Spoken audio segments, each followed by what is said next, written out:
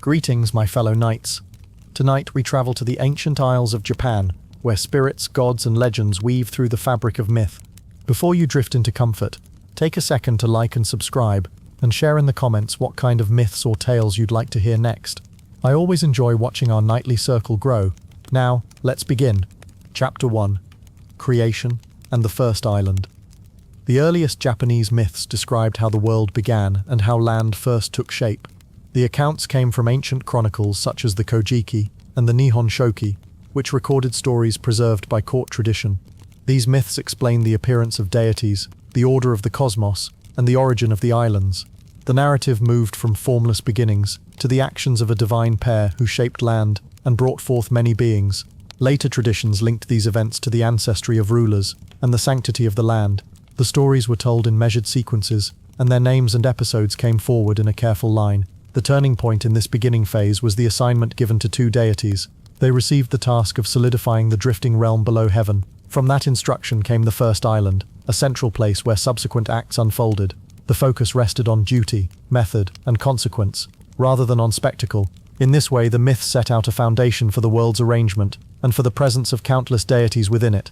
The setting lay in an age before human history, when time and place were described in broad layers. The heavens were called Takamagahara, the plane of high heaven. The middle realm was Ashihara no Nakatsukuni, the central land of reed plains, which later became the domain of humans. The unseen place of the dead was Yomi, described as a dim realm below. At the start, the world beneath the heavens was soft and drifting, like a mass of foam upon the sea. A bridge linked the heavenly realm to the unstable expanse below. This bridge was called a Meino Ukihashi, the floating bridge of heaven. There, movement between realms became possible. No fixed date or historical location was given for these events. The age was simply known as the Age of the Gods, or Kamio, and it was understood as a time before counted years. The scale was cosmic, yet the actions took place with a steady pace, one step at a time, across a clear structure of heaven above, the middle land below, and the world of the dead beneath. The principal deities at the beginning were a small group who appeared in quiet succession. The first and most remote among them were called the Koto Amatsukami, the distinguished heavenly deities. In the Kojiki, three stood out by name: Amenemu Nakanushi, Takamai Musubi, and Kamo Musubi. They were described as solitary beings who appeared and then hid themselves. After them came further divine generations. Together, these early divine generations were called the Kamiyo Nanayo, the 7 generations of the Age of the Gods. At the end of that sequence appeared a male-female pair. The male was Izanagi no Mikoto, the female was Izanami no Mikoto. They were siblings within the line of deities and were paired as partners. The heavenly deities gave them a charge. They were to shape and solidify the drifting mass below. To aid them, the deities presented a sacred implement called the Amno Nuboko, the heavenly jeweled spear. With this, the pair stood upon the floating bridge of heaven and looked down upon the unstable sea of mud beneath. Their relationship defined the actions that followed. Side by side, they were to produce land, establish order, and bring forth other deities who governed natural features and forces. The work began with the assignment and the tool. Izanagi and Izanami approached the edge of the floating bridge and lowered the Ameno Nuboko into the briny expanse. They stirred the mass until it clung to the spear's point and dripped. The drops fell and formed a small island. This first formed land was called Onogoro-shima. The pair descended to this island to begin their union and their work. They raised a pillar, called Ameno Mihashira, and built a hall called Yahiro Dono. They then circled the pillar in opposite directions as part of a rite that joined them. When they met on the far side, the woman spoke first. Afterward they united, but the result was not favorable. The child born was weak and unable to stand. He was called Hiruko, the leech child. Another child followed, a Washima, who also did not prosper. The pair understood that something in their rite had been out of order. They returned to the heavenly deities to ask for guidance. The instruction given was simple. The man should speak first when the pair met in the circling rite. With this corrected order, they were told to repeat the ceremony and continue the task. They followed the guidance and performed the rite again in the proper sequence. Izanagi spoke first when they met around the pillar, and they united once more. This time the results changed, and the work of creating land advanced. They gave birth to a series of islands known collectively as the Great 8 Islands. The traditional list included Awaji, Iyo, later known as Shikoku, Oki, Tsukushi, later known as Kyushu, Iki, Tsushima, Sado, and Oyamato Toyoakitsushima, later known as Honshu. Older names were used, and some islands were counted in groups, yet the outcome was clear. A chain of main islands came into being. With land established, The pair then brought forth deities who governed its features. The sea received its deities. The tides and currents received theirs. Mountains, plains, rivers and trees each received deities in turn. The world took form under a network of named powers. As the sequence continued, a difficult birth occurred. Izanagi bore the fire deity, Kagutsuchi, and she suffered burns. The pain and the heat cost her life, and she went down to Yomi, the world of the dead. Izanagi mourned. He buried Kagutsuchi's heat with his sword, and in striking, brought forth more deities from the severed parts, each tied to rocks, volcanoes, and other fierce aspects of the land. The creation that began with the spear and the pillar now faced loss. The story's next movement lay in the path between the living and the dead, which Izanagi prepared to enter. Different sources preserved variants of these beginnings. The Kojiki named the first three deities as Amanomanakanushi, Takamai Musubi, and Kamai Musubi, while some variants in the Nihon Shoki listed more names among the earliest gods, or arranged them differently. The number and order of islands also shifted slightly across texts, with certain islands grouped or named by old provincial terms. Details of the ritual at the pillar and the hall appeared with small differences, but the core idea remained the same. Correct order in speech and action led to successful creation. The names of the realms, Takamagahara for heaven, Ashihara no Nakatsukoni for the middle land, and Yomi for the dead remained consistent markers of place. The island of Onogoro stood as the first foothold of land. The heavenly jeweled spear signaled the transfer of authority from remote gods to the active pair who shaped the world. The myths held steady on these points across retellings. With land formed, deities named, and a separation marked by death, the opening phase reached its quiet boundary, and the way to the next event stood open. Chapter 2. The Sun, Moon and Storm Siblings. The birth of Amaterasu, Tsukuyomi, and Susanoo marked the emergence of the sun, the moon, and the force of storms in early Japanese storytelling. Their arrival followed the separation of life and death that had shaped the First Age. Together they formed a family whose bonds set the rhythm of light and darkness, calm and tumult. Their roles gave structure to the sky, the earth and the sea. Their temperaments, alliances and conflicts guided how other deities behaved and how the world settled into daily patterns. This chapter traced their origins from a rite of cleansing and described the first assignments that established their stations. It also outlined the first signs of strain between siblings whose powers were too great to stay in one place together.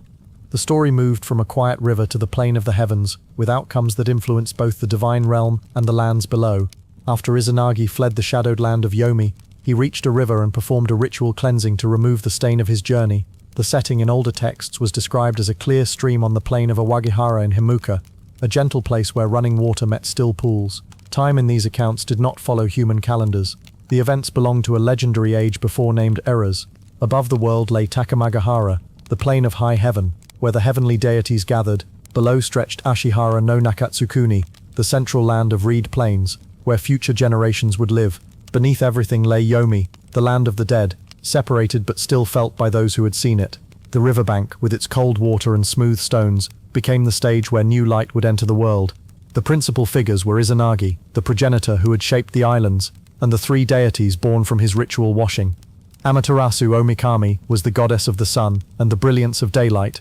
Tsukuyomi no Mikoto was the deity of the moon and the cool light of the night. Susanoo Mikoto was the deity of storms and the wild force that broke across seas and fields. They were described as siblings, children linked to Izanagi by the act of purification. Izanami, the mother of many earlier deities, remained in Yomi and did not return. Takamagahara housed a gathering of kami, who observed and responded to new developments. Ashihara no Nakatsukuni lay open to influence from above. Izanagi stood between these realms as an elder figure who could assign roles. He named what appeared from the water, and he decided where each new force would dwell. From that moment forward, the three siblings were treated as central powers. The sequence of events began when Izanagi stepped into the river to cleanse his body.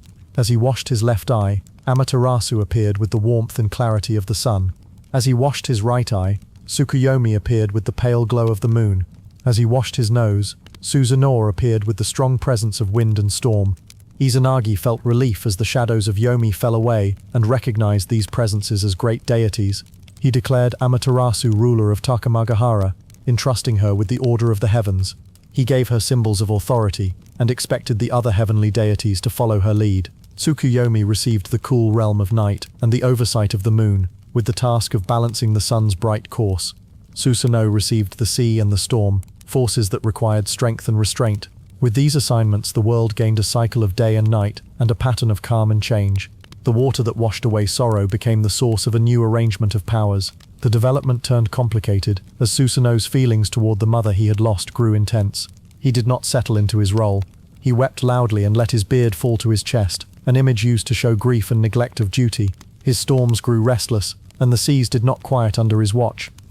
Izanagi warned him, and then ordered him to leave his post. Susanoo accepted that he must depart, but he decided to ascend to Takamagahara first to speak with Amaterasu. She guarded the heavens and worried that his arrival meant trouble, so he proposed a solemn oath to demonstrate sincerity. In the oath ritual, called uke, they exchanged treasured items. From Amaterasu's string of curved jewels, Susanoo brought forth 5 male deities. From Susanoo's sword, Amaterasu brought forth 3 goddesses. They agreed that each set testified to the purity of the one who had brought it forth. For a moment, trust returned. Soon after, Susanoo acted recklessly. He tore up the boundaries of rice fields, muddied sacred channels, and scattered order. He threw the flayed body of a celestial horse into the weaving hall where Amaterasu's attendants worked, and a weaving maiden was harmed.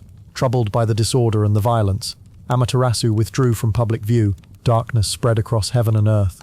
While heavenly deities searched for a way to restore light, Susanoo faced judgment for his actions and was cast down from the heavens. He began a journey toward the lands below, eventually heading toward Izumo. Tsukuyomi's path unfolded in a separate line.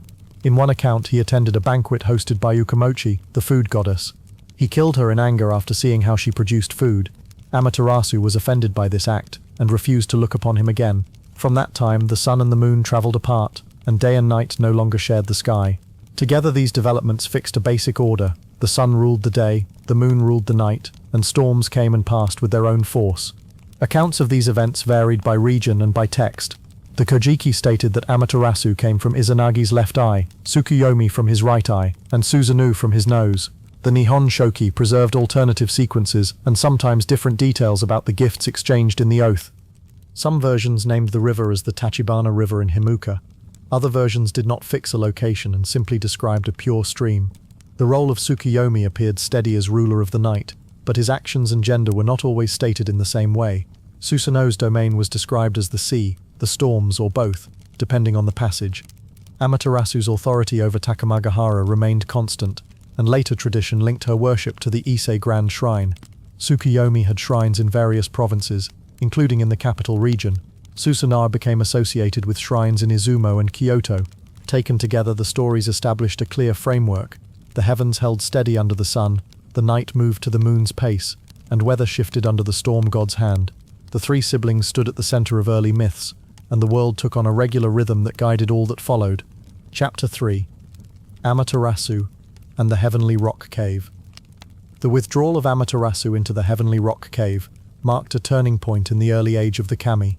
The event explained how darkness fell over both heaven and earth, and how cooperation among the deities returned the world to order. It also introduced important sacred objects and customs that later shaped ritual life. The story centered on the sun goddess, her troubled relationship with her brother, and the careful plan that brought her back to the sky. It described misbehavior, fear, and resolve, but it did so in a measured way, showing how counsel and craft restored balance. In later generations, people looked back on this moment as the time when light and right conduct gained a firm place in the divine realm. The setting lay in Takamagahara, the high plane of heaven, at a time when the kami moved freely between heaven and the land below. The heavenly halls stood orderly and bright, with fields, sacred workshops, and a weaving hall where fine garments for the gods were made. Nearby ran the river of heaven, along whose banks councils were held when problems became too large for any one deity to solve. The cave called Amano Iwato opened in a cliff face of the divine realm, its entrance able to be sealed by a heavy rock door. The age was not counted in years, and no exact season or calendar date was recorded. The world below reflected heaven's light, so when light failed above, it dimmed below as well. The precise earthly location that later traditions linked to the cave remained a matter of shrine claims and local memory. The principal figures were close relatives born from the purification of Izanagi. Amaterasu, the sun goddess, presided over brightness and good order. Tsukuyomi, her brother, governed the moon and night. Susanoo, another brother, embodied storms and sudden force. Takamai Musubi, an elder high deity, supported the governance of heaven and convened councils in times of strain. Omoikane, the deity of wise thought, offered plans when others hesitated. Ami no Uzume, called Uzume, brought performance and merriment, and she was known for courage in difficult moments. Tajikarao, the strong-handed deity, acted when physical strength was needed. Futodama and Amino Koyane, ritual ministers, kept rites in good order and stood ready with purification and offerings. Ishikorodome, a divine artisan, fashioned a mirror when one was required. Tamanoya, a jewel maker, crafted magatama beads. These kami formed a council of skill, wit, and authority. Their relationships were defined by kinship at the top and by shared duty to preserve peace in heaven and light for the world. The difficulty began with Susanu's disorderly conduct in heaven. He had already shown a tendency to rage and disrupt.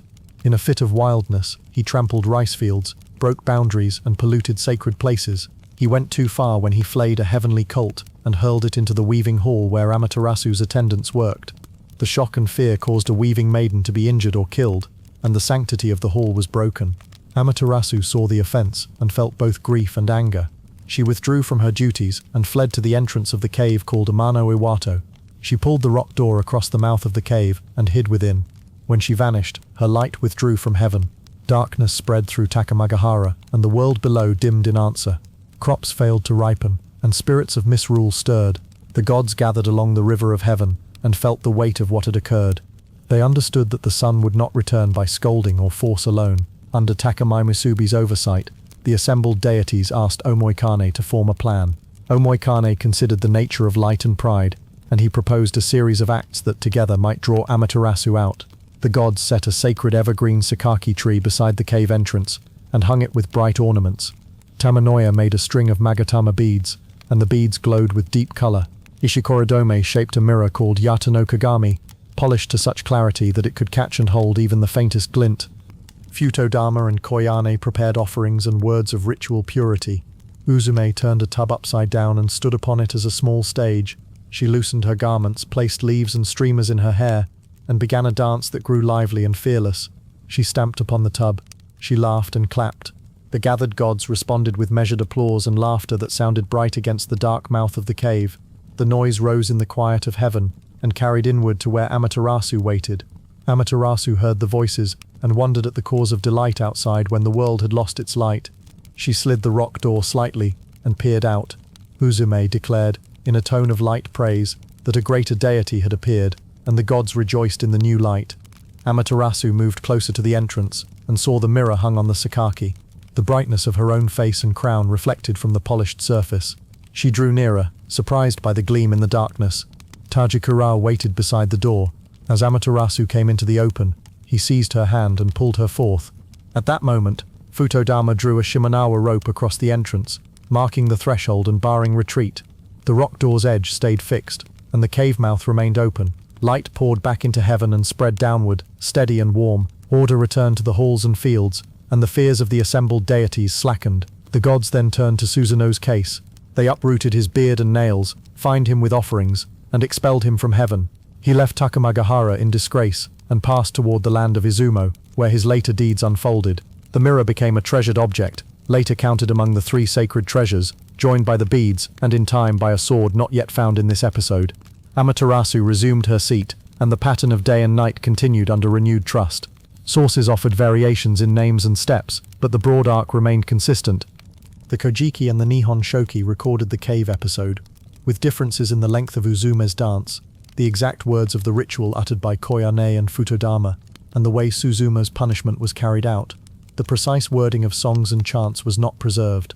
Shrines in different regions, including Amano Iwato Shrine in Takachiho, preserved local memories of the site and enacted Kagura dances said to descend from Uzume's performance.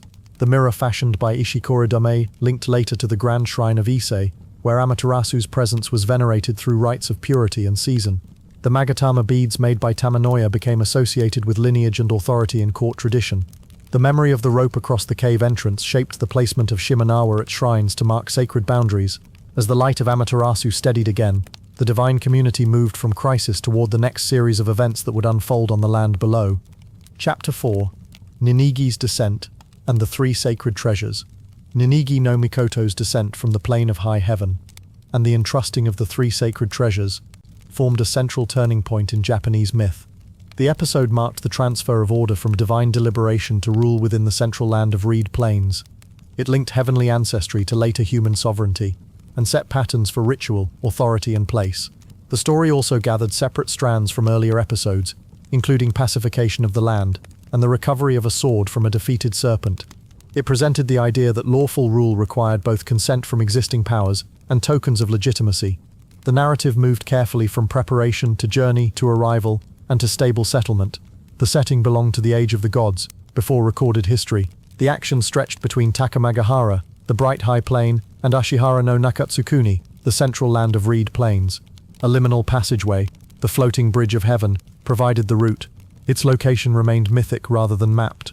The place of arrival varied. One long-held tradition placed the landing on Mount Takachiho in Hyuga, in the region later called Kyushu. Another tradition located the descent at Kasasa in Himuka, on a southern cape. The terrain described soft slopes, forested ridges, and river valleys suitable for fields. The timescale remained undefined and flowed as mythic time, where events unfolded in clear sequence but without fixed dates.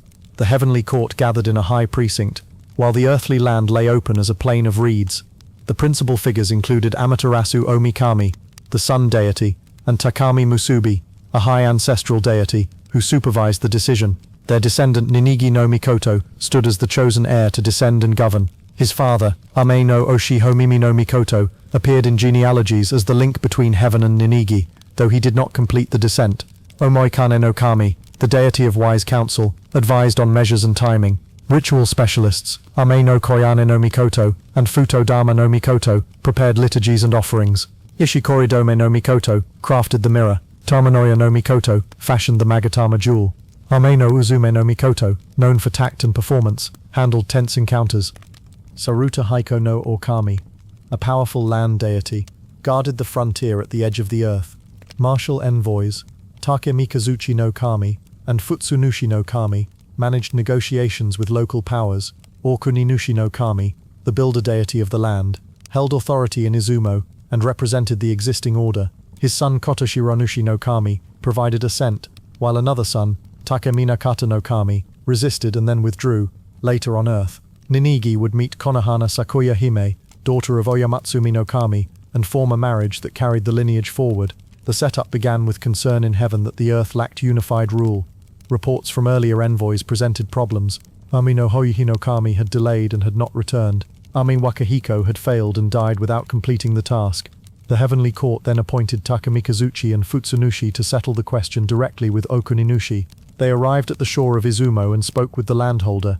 Okuninushi sought the opinion of Kotoshironushi, who was fishing at sea. Kotoshironushi agreed to yield authority to the heavenly descendants. Takeminakata resisted on the river plain and challenged Takamikazuchi, but he was subdued and withdrew to the region later associated with Suwa. With the cession granted, the envoys reported success. Amaterasu and Takami Musubi resolved to send Ninigi to administer the land. Before departure, Amaterasu entrusted 3 items. She gave the Yatano Kagami mirror with instructions to regard it as her presence. She gave the Yasakani no Magatama jewel as a sign of continuity. She gave the Kusanagi no Tsurugi sword, which had been taken by Susanoo from the tail of the 8-headed serpent, and later presented to Amaterasu as a mark of valor and lawful power. Attendance gathered, counsel was given, the route down the floating bridge was prepared. The progression moved through a guarded boundary. At the lower end of the bridge, Sarutahiko stood, bright-faced and firm, and blocked the way. The assembly hesitated, since an encounter at the frontier required tact. Ame no Uzume stepped forward. She spoke calmly with Sarutahiko and assessed his intent.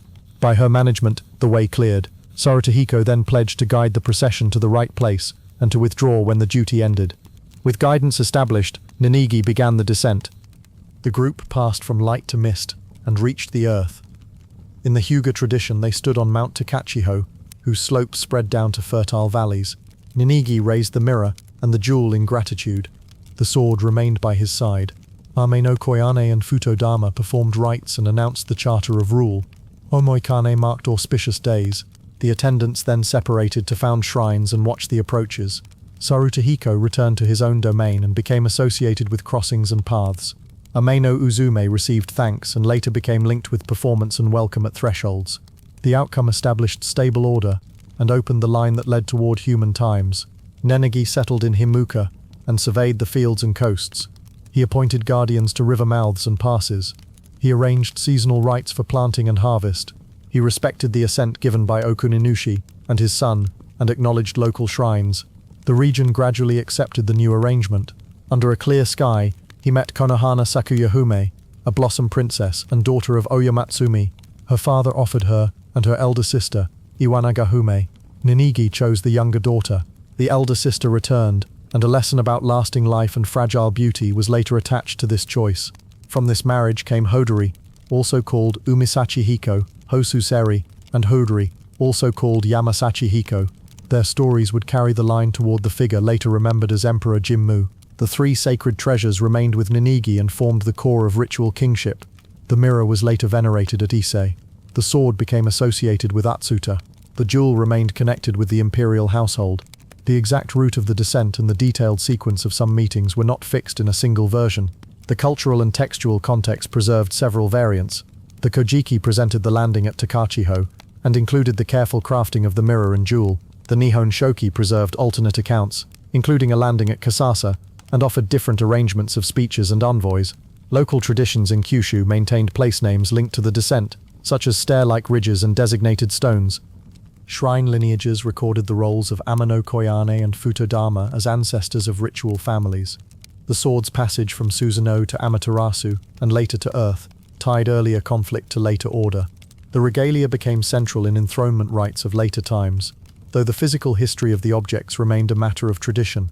With Ninigi's arrival and settlement, the story moved from divine deliberation to a lasting framework on Earth, and the path for later generations lay open and clear. Chapter 5. The Descent of Ninigi and the Three Treasures. The descent of Ninigi no Mikoto described the moment when heavenly rule passed into the human world in the traditions of early Japan. The account explained how ritual authority, symbols of kingship, and divine endorsement were brought from the high plane of heaven to the central land of reed plains. It linked the lineage of later rulers to a clear origin, and set the tone for the relationship between the deities of heaven and the people on earth. It also introduced attendants and guardians, whose roles shaped ceremonies for generations. Through this episode, the sacred objects known as the Three Treasures gained permanent importance, and the pattern of guidance, counsel, and negotiation between realms appeared in full. The story closed the distance between distant gods and the landscapes of mountains, fields, and coasts where people lived. It prepared the way for genealogies, alliances, and disputes that followed. It also attached qualities of light, foresight, and restraint to the act of governing. The setting lay between Takamagahara, the heavenly realm of the kami, and Ashihara no Nakatsukuni, the terrestrial realm of grasses and reeds. The time belonged to a mythic age without fixed dates. The path between worlds was called the Floating Bridge of Heaven, and was treated as a liminal boundary. The landing place on Earth was identified in most accounts as Mount Takachiho in Hyuga, in the south of Kyushu. The mountain was depicted as a high and solitary peak, suitable for first steps and first proclamations. Seas, rivers, and marshlands stretched outward like thresholds. The land beneath was described as fertile but unsettled in its leadership. Some earlier pacification had taken place, yet the local forces of Earth and boundaries still held influence. The weather, seasons, and ripening fields shaped the pace of settlement and ritual on the ground.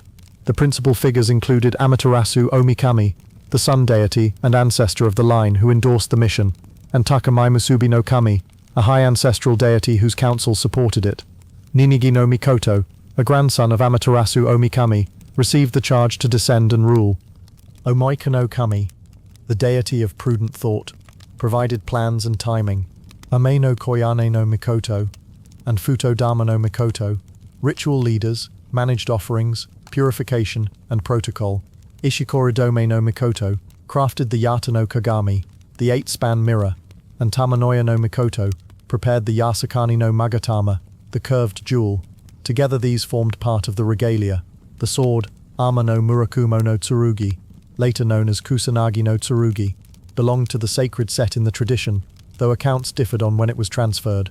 Ama no Uzume no Mikoto, whose dance earlier restored order in heaven, served as negotiator at the boundary. Saru Tahiko Okami, a powerful earthly deity of roads and crossings, stood at the threshold and later guided the descent.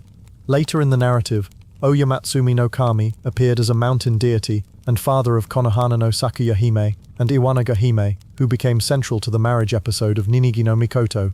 The Heavenly Council determined that Ashihara no Nakatsukuni required stable rule conducted in harmony with ritual norms. Amaterasu Omikami entrusted Ninigi no Mikoto with the mirror, the jewel, and according to some sources, the sword, and instructed him to regard the mirror as if it were her presence. Omikane no Kami arranged the order of attendance and the method of approach.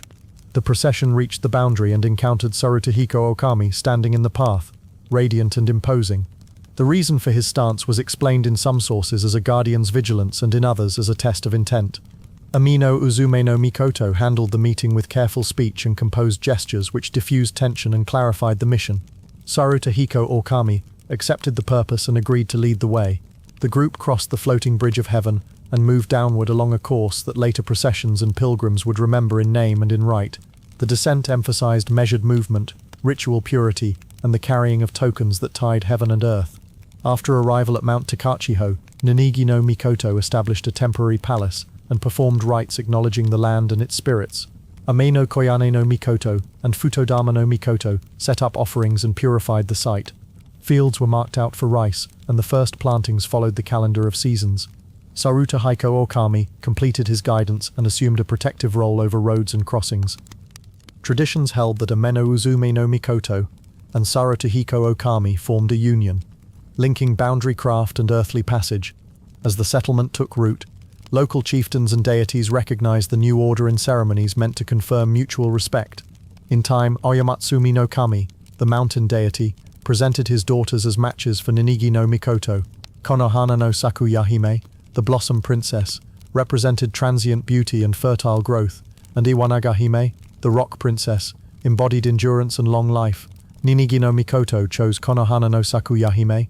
Oyamatsumi no Kami then stated that because the rock daughter had been refused, the longevity of those descended from Ninigi no Mikoto would not be like stone but like blossoms.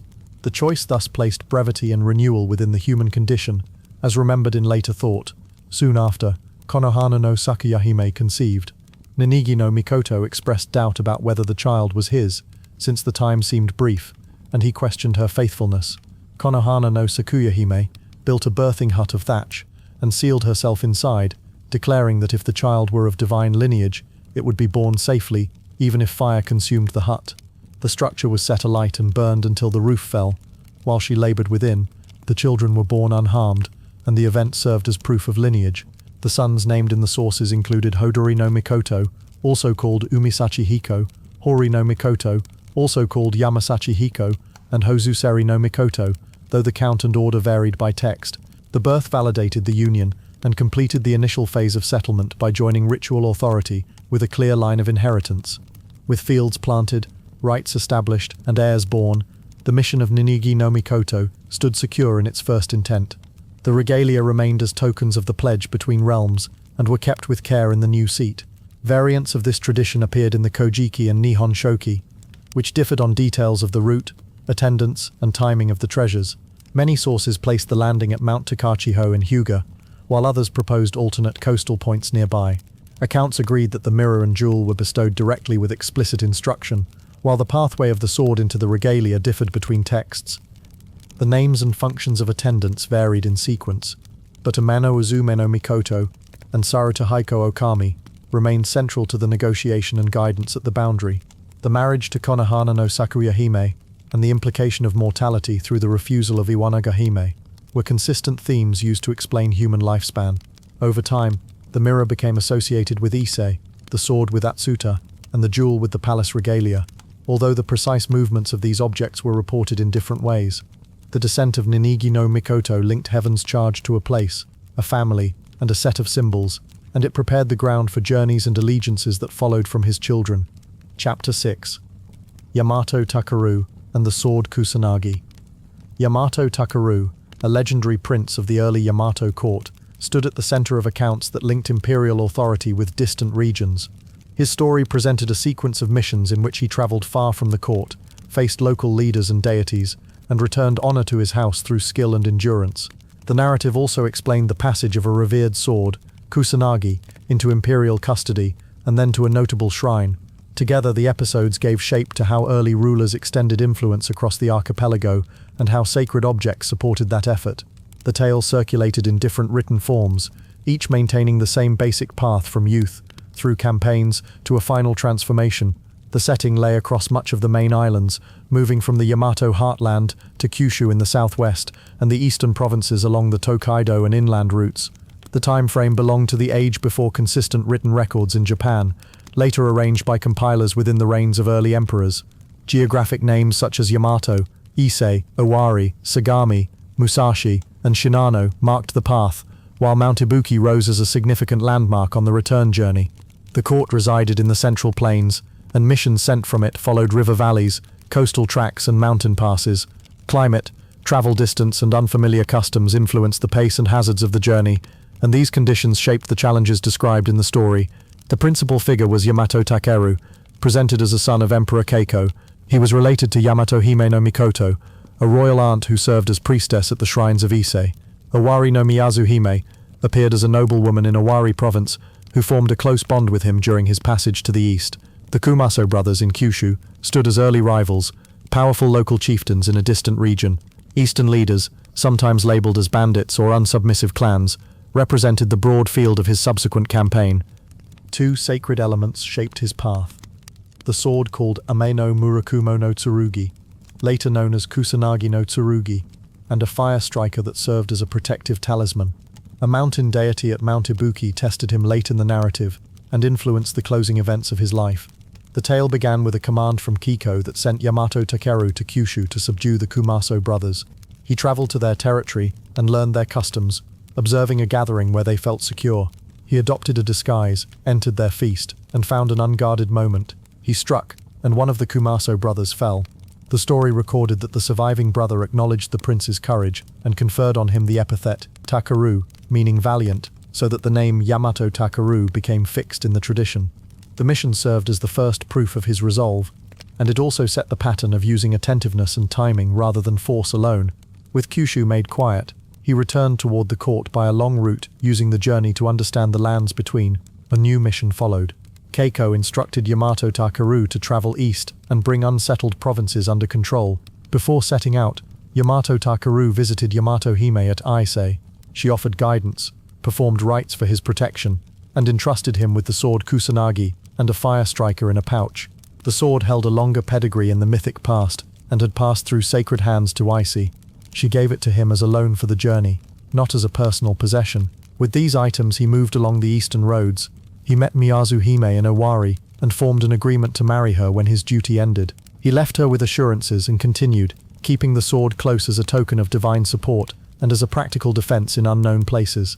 The eastern expedition stretched across many provinces. Yamato Takeru negotiated with some groups and fought others. He accepted offerings and titles where they fit the court's aims and corrected what the narrative described as disorder. His path through Sagami featured an episode that stood out in later retellings. A local leader led him onto a plain covered in long grass and set fire to it while the wind pressed flames toward him. The situation presented a lethal trap, and the field burned quickly. He used the fire striker to light a counterfire, clearing space by burning the grass upwind. He then cut a path with the sacred sword, moving through a gap while the blaze circled around. Surviving the trap, he turned the method against his enemy and reversed the advantage. From this, the sword's association with mowing grass grew stronger, and the name Kusanagi, grass cutter, settled into usage. From Sagami, Yamato Takeru continued north and east, visiting Musashi and other provinces. He mapped the land by observation and by naming sites according to events, a common practice in the narrative. The campaign progressed, and the number of hostile encounters decreased. In each place he recognized leaders who agreed to align with the Yamato court and replaced those who resisted. He sometimes marked conclusions with rites that acknowledged local deities and customs. When he judged the eastern region calm, he turned back toward Owari to fulfill his promise to Miyazu Hime and to report his success. The return route took him across rivers and over mountains, retracing some roads and finding safer ones as provinces became more cooperative. On reaching Owari, Yamato Takeru reunited with Miyazu Hime. The tradition stated that they formalized their bond there, at least briefly, and rested from travel.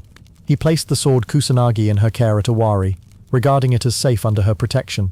The reason for leaving the sword varied among sources. Some emphasized confidence in Owari as a secure place. Others suggested religious considerations connected to Ie and the sword's sacred status. With the sword set aside, he planned a shorter, final stage of travel before returning to the court. He decided to ascend Mount Ibuki, a prominent peak on the border of Omi and Mino, to settle a matter that affected passage through that region. The ascent of Mount Ibuki introduced a new kind of test. The deity of the mountain, described in some accounts as a powerful spirit of weather or of the peak itself, confronted him. Yamato Takeru had set out without the sword and without the protective presence it symbolized. A sudden storm struck, or a manifestation of the deity impaired him. He descended in a weakened state, and the path became heavy. He reached the plains around the provinces of Issei and Owari with difficulty, pausing at springs and fields to recover. The illness did not lift. He had traveled for a long time and carried many obligations. His body could no longer match his intent, and rest provided little relief. The narrative described his final moments near a place called Nobono, in the region of ice. There, the weakening reached its end. He died in the open country, far from the court but within the sphere of the shrines that had once given him protection. After his death, his spirit changed form.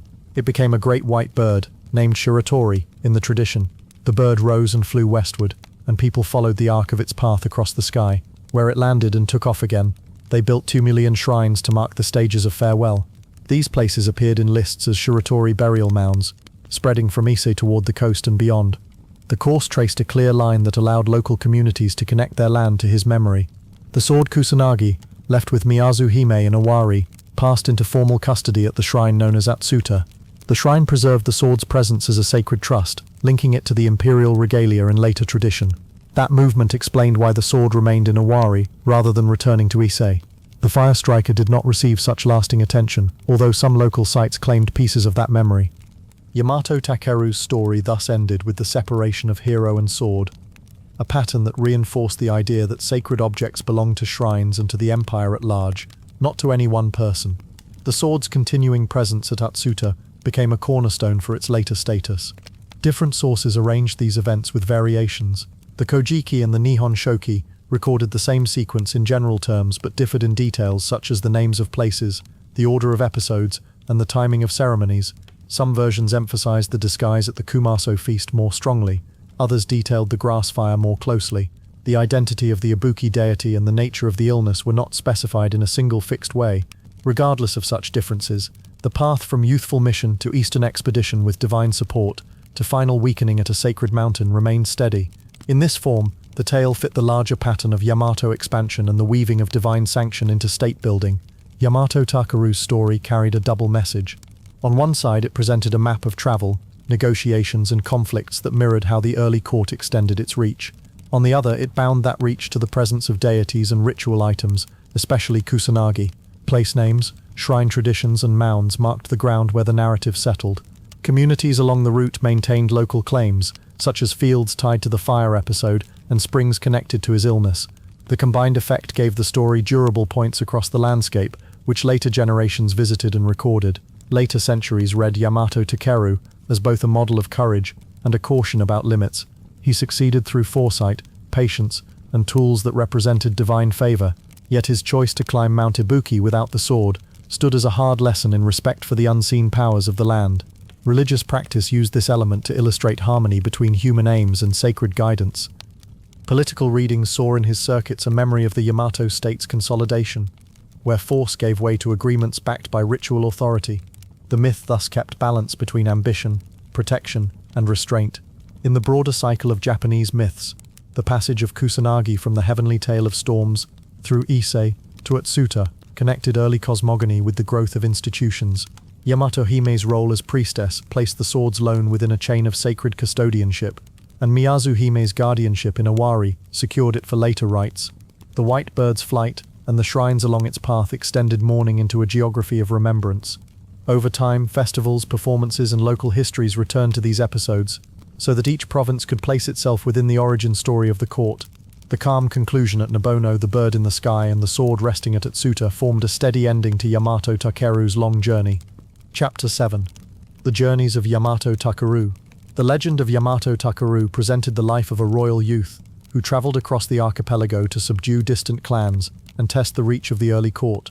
It followed him from the central plains to the southern islands and the far east, and then back again by weary stages. The tale showed a blend of statecraft, ritual, and personal daring, arranged as a sequence of missions that grew more difficult over time. It tied the authority of the throne to sacred regalia and to shrines that marked the places he passed. It also explained the presence of famous relics by linking them to decisive moments in his journey. The story concluded with a transformation that turned a prince into a spirit bird, and with burial mounds and shrines that claimed his passing. Later readers used the account to trace the imagined path of early expansion, and to assign meanings to certain place names. The focus remained steady on his tasks, the people he met, and the object he carried, with a calm note on how it all ended. The events were set in the age attributed to Emperor Kiko, placed by tradition before the historical horizon. The sources were the Kojiki and the Nihon Shoki, compiled in the early 8th century. These texts arranged earlier oral material into ordered narratives. They did not provide exact dates for his travels. The court center lay in Yamato, in the Kinai region. The missions extended west and south to Kyushu, and then east toward the Kanto region. Along the way stood the Grand Shrine of Ise, on the eastern seacoast, and Atsuta in Owari, near a sheltered bay. The grasslands of Suruga and the slopes near Sagami appeared as open fields where wind and fire moved quickly. Mount Ibuki rose near the boundary of Omi, and its deity held a stern character. The locations formed a chain that later generations recognized in place names, shrine dedications, and local histories. The principal figure was Prince Osu, later called Yamato Takeru. He appeared as the son of Emperor Keiko, who guided him through commands rather than counsel. Yamato Hime no Mikoto served as the priestess of Ise, and as his aunt, and she preserved certain sacred objects. The sword she entrusted to him was Murakumo no Tsurugi, later known as Kusanagi no Tsurugi, linked to the sun deity Amaterasu through earlier stories. Owari no Miyazu Hime, a noblewoman of Owari, hosted him during his eastern march and became his promised wife in some tellings. The Kumaso were southern chiefs in Kyushu, depicted as a pair of powerful brothers or rival leaders. The Amishi were communities in the east, presented as groups outside the court's order. The deity of Mount Ibuki, called Ibuki no Okami, stood as a local power who disliked disruption. The relationships aligned along duty and obligation.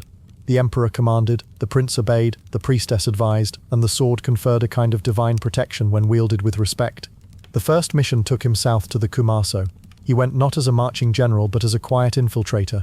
He changed his garments to pass as a young woman, and entered a feast held by the Kumaso leaders.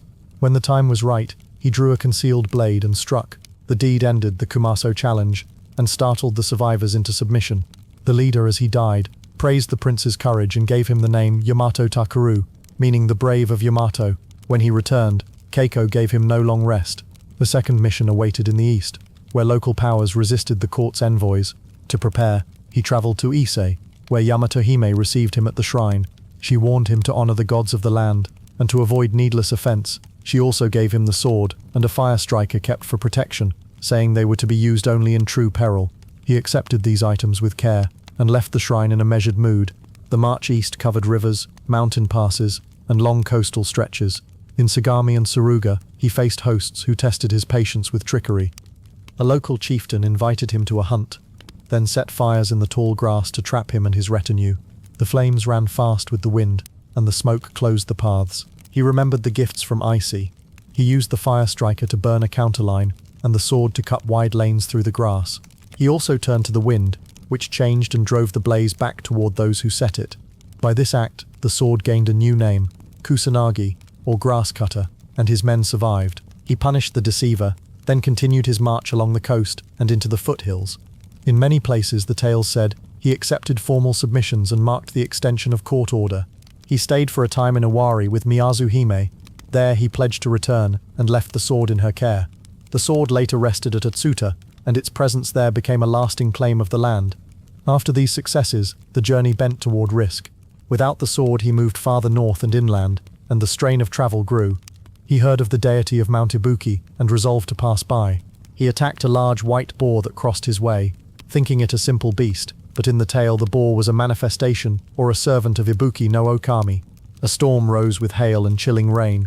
His strength failed, and illness settled in his body. He turned back toward Icy along slow roads, stopping at villages and fields. He never recovered. He reached the plain of Nobono in Icy and died there. After death, his spirit took the form of a white bird called Shiratori. The bird rose and flew west and east, alighting on hills that became burial mounds bearing the same name. The sword remained in Owari with Miyazu Hime.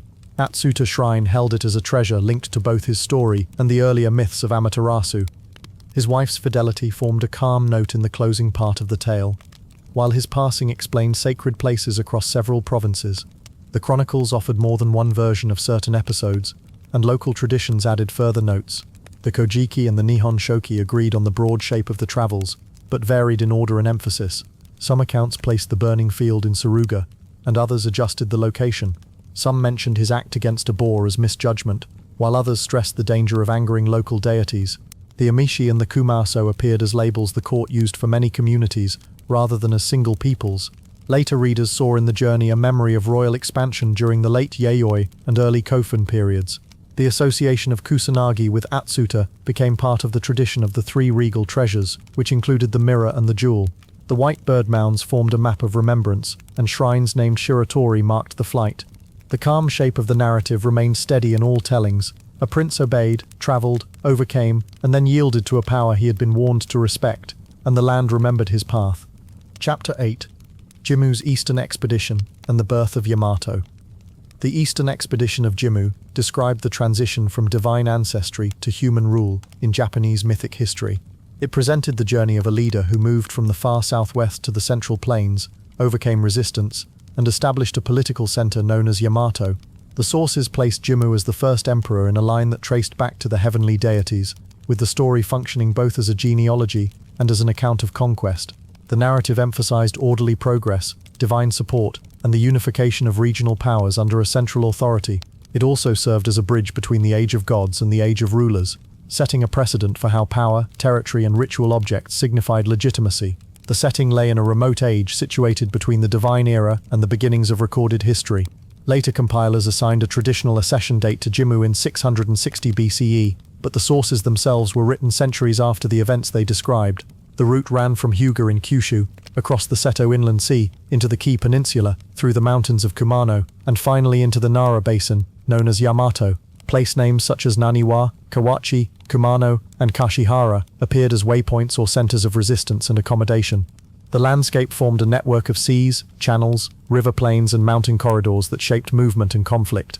Exact dates, troop numbers, and local details were not recorded in a consistent way, so the time frame remained legendary and symbolic. The principal figure was Jimui, also called Kamu Yamato Iwebiko, who was presented as a descendant of the heavenly sun deity.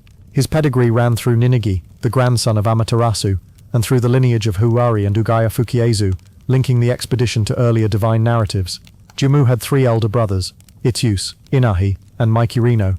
In the tradition, Itsus accompanied the expedition and served as a key companion, while Inahi and Maikirino appeared at the outset, but did not complete the eastern march. A central opponent was Naga Tsunehiko, a regional chieftain in the Kinki area who led resistance to the newcomers. Among divine helpers, Yatagarasu, the three-legged crow, served as a guide sent by heavenly authority. In some accounts, Takama Kazuchi, or Takama Masubi, supported the expedition indirectly through the loan of a powerful sword delivered by a man named Takakuraji of Kumano. The relationships among these figures framed the story as a meeting of divine approval, human leadership, and local power. The expedition began in Hyuga, where Jimmu and his brothers prepared to move eastward in search of a fertile and auspicious seat of rule. They traveled by boat along the Seto Inland Sea, stopping at various harbors and encountering local leaders. Initial engagements took place near Naniwa and Kawachi, where Naga Tsunehiko controlled passages into the Yamato Basin. A first clash went badly for the newcomers. The accounts explained this failure as a matter of strategy and symbolism. They approached the enemy with the rising sun in their eyes and suffered as a result. Its use received a severe wound during this phase of the campaign. The party then revised its plan, choosing to circle southward, land on the Ki Peninsula, and approach Yamato from the opposite direction. This shift changed sun and terrain to their advantage, and reflected a calculated response to early setbacks. The sea and mountains became allies rather than obstacles. The southern approach led through the rugged slopes of Kamuno. In some versions, the party was overcome by a numbing force attributed to local deities, and fell into a heavy sleep. At this point, divine intervention changed the course of events. Yatagarasu appeared as a guide, and the way forward through the mountains opened. In a parallel tradition, Takakuraji of Kumano dreamt that a divine sword descended into his storehouse, known as Futsu no Mitama, associated with the god Takamikazuchi. He delivered the sword to Jimmu, and its presence subdued the hostile spirits. With the divine guide and the sacred weapon, the expedition regained momentum. The party moved inland, crossed rivers and ridges, and forged alliances with local groups who accepted Jimmu's claim to authority. Its use died from his earlier wound, and with his passing the leadership settled fully upon Jimmu. Some of the brothers withdrew or were linked to separate destinies in other locations. The texts did not agree on all the details. The final phase reached the Yamato Basin, where fertile plains, low hills, and a network of river valleys made settlement possible. There, the decisive confrontation with Nagasunahiko took place. The story reported speeches in which Jimmu asserted his descent from the heavenly deities and his right to rule, and it described the defeat of Nagasunahiko as the turning point. After resistance collapsed, the expedition secured pledges from remaining chieftains and organized the region under a central court. The enthronement followed at Kashihara, where Jimmu established a palace and accepted ritual symbols of rule. Later tradition connected his rule with the possession or invocation of the imperial regalia, the mirror known as Yata no Kagami, the jewel called Yasakani no Magatama, and the sword Kusanagi no Tsurugi. The exact handling of these objects during the expedition was not recorded in a uniform manner, but they functioned as markers of legitimacy in the wider corpus. With settlement in Yamato, the story reached its conclusion, a foundational monarch, divinely sanctioned, presiding over a new center. The two main texts that preserved this account, the Kojiki and the Nihon Shoki, recorded overlapping but variant traditions. They differed in incidents, speeches, and divine interventions, and they offered alternative lines for some of the brothers and helpers. The narrative also reflected the interests of later courts that valued a clear lineage, a central homeland, and the merging of local cults into a single framework. Archaeology suggested that political consolidation in the Nara Basin happened gradually through alliances, conflicts, and the growth of elite tomb culture, and the story of Junpa provided a mythic charter for that historical process. Commemorations of the traditional accession date appeared in later periods, including the Meiji era, when the festival known as Kigensetsu honored 660 BCE as a symbol of national origins. Shrines such as Kashihara Jingu linked local landscapes to the expedition's memory. Through these layers, the Eastern expedition stood as a calm origin tale, explaining how a line from the heavens took root in the plains of Yamato and began the pattern of rule remembered by later generations. Chapter 9. Vengeful Spirits of Heian-kyo. Goryeo belief described the angry spirits of the dead who were thought to cause calamity until properly appeased, and Onryo referred to vengeful ghosts whose grievances endured beyond death. In the Heian period, these ideas shaped how the court understood epidemics, storms, fires, and political misfortune. Officials treated such events as signs of unsettled souls and organized rituals to pacify them. Stories about these spirits blended with the rise of shrine festivals and with the deification of certain figures. Among them, Sugawara no Michizane became Tenjin, and Taira no Masakado became a feared and honored presence in the east. These narratives gave the capital and the provinces a shared language for misfortune and relief. They also revealed how religious rites, political authority, and public health intertwined in the classical age.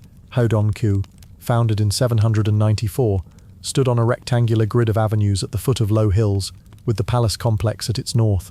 The Shinsenin Garden lay near the palace and served as a ritual site when the court faced disease or drought. Joron, east of the Kamo River, grew around a shrine that drew people seeking protection from pestilence. To the north, Kitano became the setting for a new shrine dedicated to Tenjin. Far to the southwest, Dazifu in Kyushu housed exiles and garrison offices. To the east, the Kanto Plains held provincial estates and rising military families, including the Taira. The Onmyoryo, the Bureau of Yin and Yang within the capital, advised on auspicious days, directions, and rites. These places formed a map where beliefs about spirits, rituals, and authority met daily life. Several figures and institutions stood at the center of these stories. Sugawara no Michizane, a scholar and courtier, served emperors as a poet, calligrapher and administrator. After downfall and exile, he died in Dazefu and later became revered as Tenjin, a thunder and learning deity. Fujiwara leaders dominated politics and often faced accusations in later tales that their intrigues stirred spirits to anger. The narratives emphasized the strain between power and justice rather than naming a single culprit. Taira no Masakado, a provincial magnate in the Kanto region, led a rebellion and died in battle. His severed head became the focus of haunting legends in the capital, and later in Edo. Abe no Seimei, a famous onmyoji, practiced divination and exorcism, and advised the court in the late 10th century. Guardians such as the Kamo deities and Hachiman were invoked for protection. Gozu Tenno, a deity associated with epidemics at Gion, became identified with Susanoo in later syncretic belief. These relationships showed how human careers, divine powers and ritual offices were woven together in Heian society. In the mid-9th century, the court faced epidemics that it understood as signs of unsettled souls. Heian records described Goryeo pacification rites held at the Shinsenin Garden, where officials prayed for relief and presented offerings to placate harmful spirits. Later sources dated a landmark festival to 869, when officials paraded 66 halberds representing the provinces and bore portable shrines to disperse the plague. The Gion festival traced its origin to these measures and carried the memory of appeasing epidemic spirits through the streets each summer. As these rites took shape, the court began to link specific misfortunes to particular souls. When storms, fires, and illness struck the capital in the early 10th century, hearts and chronicles turned to Michizan. He had risen under imperial favor, then fell when rivals forced his exile to Dazefu. He died there in 903. After his death, lightning struck palace buildings and officials died in strange accidents. People came to believe that his soul, wronged at court, sought recognition. The court moved to appease him. It restored Michizane's titles, rewrote his record in the official histories, and honored his descendants. In 947, after oracles and reports of continued misfortune, courtiers established Kitano Tenmangu in the northwestern quarter of the capital and enshrined him as Tenjin. The shrine became a place where thunder, scholarship, and atonement met. Over time, the image of an angry noble soul changed into that of a benevolent patron. Students prayed to Tenjin for success in learning, and poets praised him as a cultivated deity. The Tenjin cult spread along roads to provincial shrines, linking the capital's history to local villages. Meanwhile, the Gion festival grew into an annual ritual, with floats, offerings, and prayers to guard the city from summer disease. Priests drew on Buddhist chants to transfer merit to restless souls, and on Myoji set calendars selected auspicious routes and set protective boundaries around the parades. The city absorbed these rites, and the belief that pacification could bring order settled into common practice. While Tenjin's cult offered a model of reconciliation, the story of Masakado showed another path, where fear and respect mixed. In 939, Masakado led a rebellion in the Kanto, seized provincial offices, and unsettled the court's claims over the east. A government force defeated him in 940. His head was cut off, carried to the capital, and displayed as a warning. Soon tales said that the head glared, shouted, and would not rot. Some stories said it flew back to the east and fell to the ground in a field. Others said it was buried in a mound within the expanding city of Edo. In either case, people built small shrines at the site to calm his spirit. As Edo grew into Tokyo, fear of disturbing Masakado's resting place persisted. When officials tried to move the mound, accidents followed, and officers changed their plans. In Kanda Myojin, a major shrine in the city, Masakado became a deity honored for protection and luck in commerce. His cult did not erase his rebellion, but it framed his energy as a power to be respected and harmonized with community needs. On Myoji and court rituals tied these threads together. The Bureau of Yin and Yang trained diviners in calendar science, directional taboos, and spirit pacification. Abe no Seishum served emperors and aristocrats, read omens, named safe days for ceremonies, and advised when to redirect processions to avoid inauspicious winds and stars. Monks performed rites to pacify restless souls, transferred merit to them through sutra recitation, and invoked bodhisattvas of compassion. At Gion, the deity known as Gozu Tenno guarded against plague. Over time, scholars and priests identified him with Suzuno, linking epidemic pacification to the older storm and sea god. The Kamo shrines to the north and the Hachiman shrine tradition framed the capital with guardians from both native and syncretic pantheons. Through these practices, the court turned the city into a managed ritual space. When lightning struck or fever spread, officials held councils, consulted on Myoji, and set out offerings. When rivalries flared, rehabilitation and new shrines sought to soothe the unseen world. The result was a steady rhythm of caution and repair that accompanied the government's visible work. Accounts of these events varied by chronicle and temple record. Some listed the dates of processions differently, and some emphasized Buddhist rites more than shrine offerings. Later storytellers filled blank spaces with folklore, while official histories listed short entries for each disaster and response. The terms Goryo and Onyo overlapped in use, and the identities of epidemic deities changed as syncretic teachings grew. What stayed consistent was the pattern. A calamity raised concern about a restless soul. Officials and clergy traced the cause. Rituals re-established balance, and a shrine or festival preserved the solution for the future. In this way, belief in angry spirits shaped the seasonal life of the capital and the memory of figures like Tenjin and Masakado. The city learned to live with the past by honoring it, and its people walked each year beneath banners and floats that promised measured calm in a world of change. Chapter 10. From Story to Shrine. The legacy of the Kami Japanese myths moved from spoken tales to written records, and lived practices that shaped festivals, shrines, and national memory. This chapter traced how narrative cycles about the Kami became part of ritual calendars, political ideas, and everyday customs. It followed the path from court recitations to canonical texts, from local deity cults to statewide networks, and from medieval synthesis to modern reforms.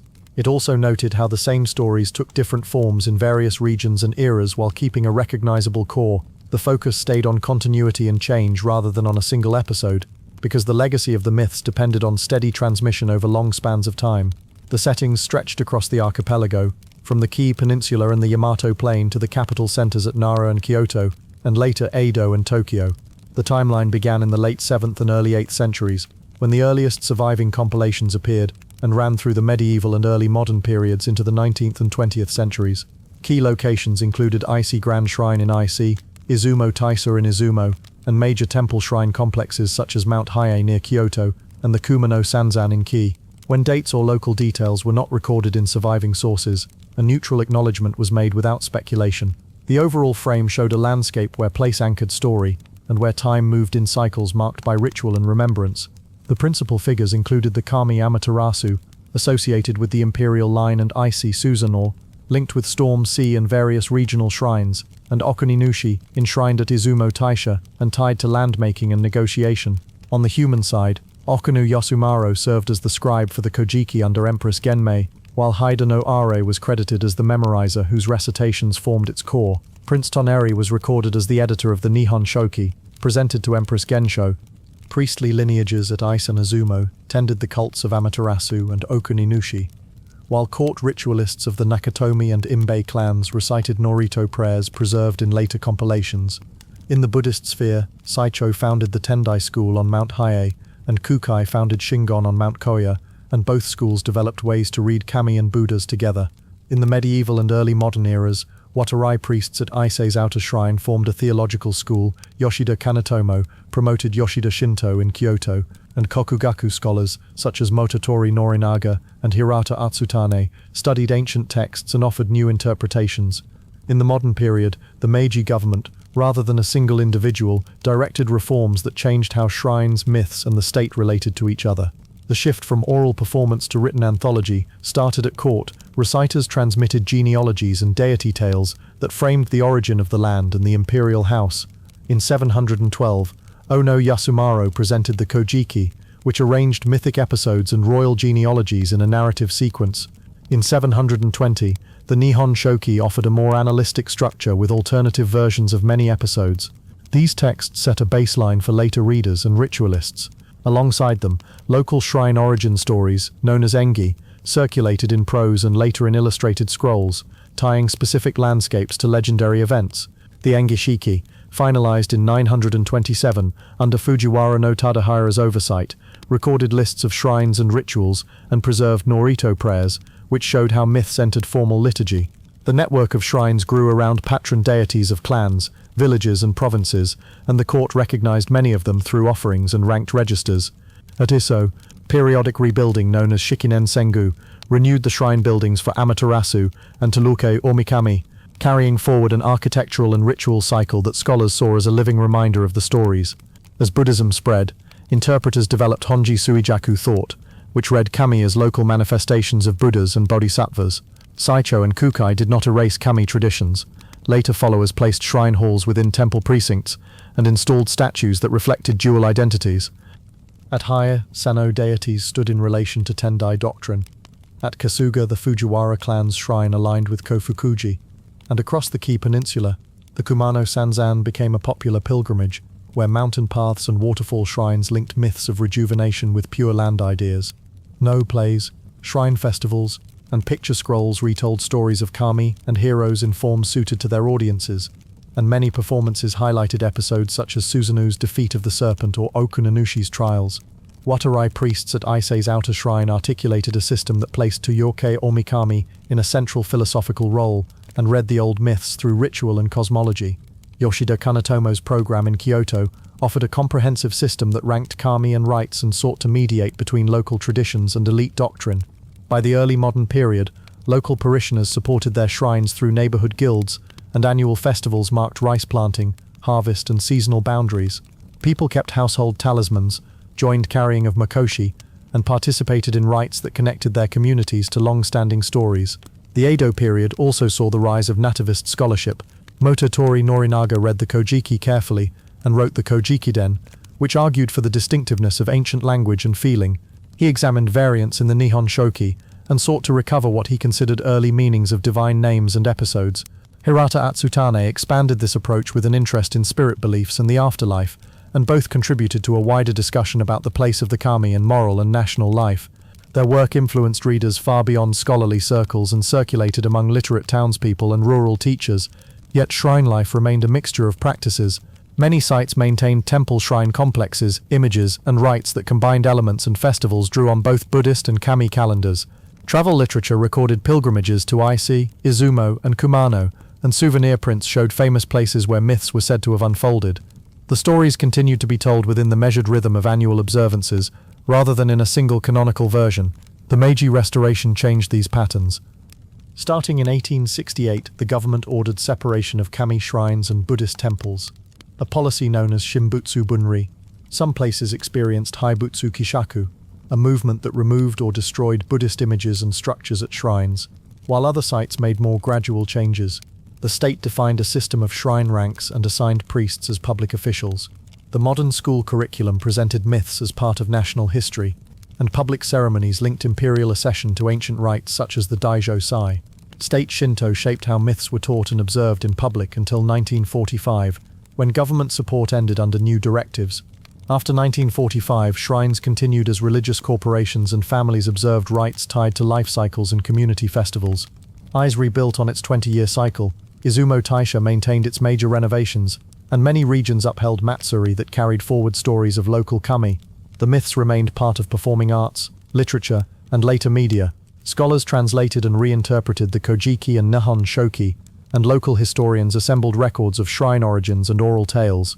The outcome was a layered legacy in which ancient narratives, ritual practice, scholarship, and public policy all played roles.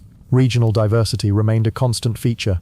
Northern areas preserved tales that emphasized mountain and sea deities, while western regions highlighted connections to Izumo and Suzono. The same kami appeared in different forms, and place names held echoes of older stories. Some shrines venerated kami with origins not recorded in the early chronicles, and they kept their own enji and ritual sequences. In urban neighborhoods, festivals adapted to new conditions, adjusting routes and schedules while keeping familiar symbols. In rural areas, agricultural rites continued to mark sowing and harvest. University departments, shrine archives, and art museums documented variants and produced critical additions. The myth served as a shared reference while allowing for local voices and changes over time. When details were lost, communities sometimes kept a placeholder tradition without precise explanation, and the ritual frame remained intact. Modern scholarship brought fresh tools. Archaeology explored Kofun burial mounds and ritual sites, offering context for stories about early rulers and sacred spaces. Philology traced layers within the texts and clarified how compilers arranged their materials. Folklore studies recorded household customs and seasonal songs that echoed themes from the chronicles. Comparative religion placed Honji Suijaku within wider patterns of syncretism. Architectural history described shrine rebuilding cycles, construction techniques, and spatial symbolism. These approaches did not erase the myths. They provided ways to understand how stories, places, and practices work together. The calm accumulation of data matched the measured pace of annual rites, revealing how repetition and careful tending preserved memory. Translations and commentaries made the chronicles accessible to wider audiences. Annotated editions explained difficult terms, deity names, and variant readings. Scholars debated the sources that Haida Noa might have memorized and how Ono Yasumaro shaped the narrative flow. They also analyzed Prince Tonori's editorial choices in the Nihon Shoki, and the reasons for including multiple versions of the same episode. Studies of Narito showed how prayers distilled myths into formal language for specific rites. Publications on the Engashiki mapped shrine networks and revealed patterns of official recognition. Work on medieval images such as Kasuga mandalas or Kumano pilgrimage guides showed how viewers saw mythic landscapes as layered maps of ritual space. Together, these materials built a steady picture of how storytelling, worship, and governance intersected. The relationship between myth and sovereignty formed a central strand. Genealogies linked the imperial line to Amaterasu, and enthronement rites reiterated that connection. Court ceremonies paced the year with harvest offerings, purification rites, and visits to key shrines. Regional rulers and warrior households adopted protective deities and sponsored shrine repairs, seeking legitimacy and favor. In the early modern period, merchant and artisan guilds took up festival responsibilities, and their banners displayed crest and deity emblems. In the modern state, public ceremonies adapted old forms for new purposes, sometimes narrowing their meanings, and later reforms widened the frame again.